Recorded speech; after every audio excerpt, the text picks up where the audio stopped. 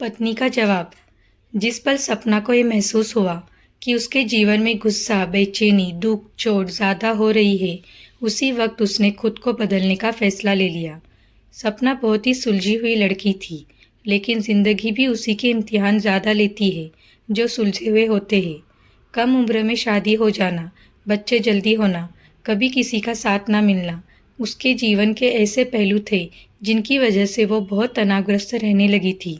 एक दिन सपना अकेली बैठी हुई थी और सोच रही थी कि उसके जीवन के जो सबसे खूबसूरत पल थे, उन्हें उसने जिम्मेदारियां निभाते निभाते खो दिया। जिम्मेदारियां कभी खत्म नहीं होती और ना ही आप हर किसी को संतुष्ट कर सकते हो। बेहतर है जिम्मेदारियां निभाते निभाते खुद के बारे में सोचे। अब सपना को अपने जीने का मकसद मिल गया था। उसने सिर्फ खुद की संतुष्टि के बारे में सोचना बेहतर समझा। वो अब खुश रहने की कोशिश करने लगी थी। धीरे धीरे चीज़ें सुधरने लगी। वो अब सारा समय अपने पति, बच्चों और खुद के साथ बिताने लगी, क्योंकि वो सभी उसके लिए मायने रखते थे। उम्र के जिस पड़ाव को वो पीछे छोड़ आई थी, अब वो उस हर पल को जीना चाहती थी। दूसरों को खुश रखने की जिम्मेदारी से उसने खुद को हटा लिया था। एक दिन वो अपने पति के साथ एक पार्टी में गई हुई थी, तो वहाँ उसकी सहेली ने उसे पूछा कि क्या बात है, सपना तो दिखाई नहीं देती, कहाँ रहती है। सपना ने जवाब दिया कि बस अब थोड़ा समय खुद के साथ बिताने लगी हूँ, तो बिजी रहती हूँ। इतने में उसकी दूसरी सहेली भी वहाँ आ गई, जो सपना से बात कम, उसको ताने ज़्यादा मारती थी।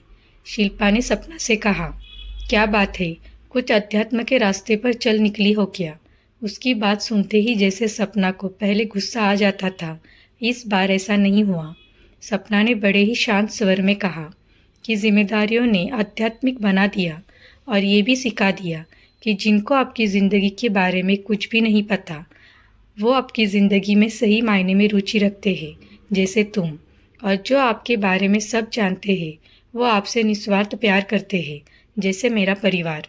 शिल्पा के कदमों तले ज़मीन निकल गई, क्योंकि टोंट मारने का डिपार्टमेंट उसका था और आज सपना ने उससे वो हथिया लिया था। इससे पहले कि शिल्पा कुछ बोल पाती, सपना अपने पति के साथ लंबी कार में बैठकर मुस्कुराती हुई वहाँ से चली गई। कहानी अच्छी लगी हो तो लाइक और शेयर करें। चैनल पर नए हो तो सब्सक्राइब करें।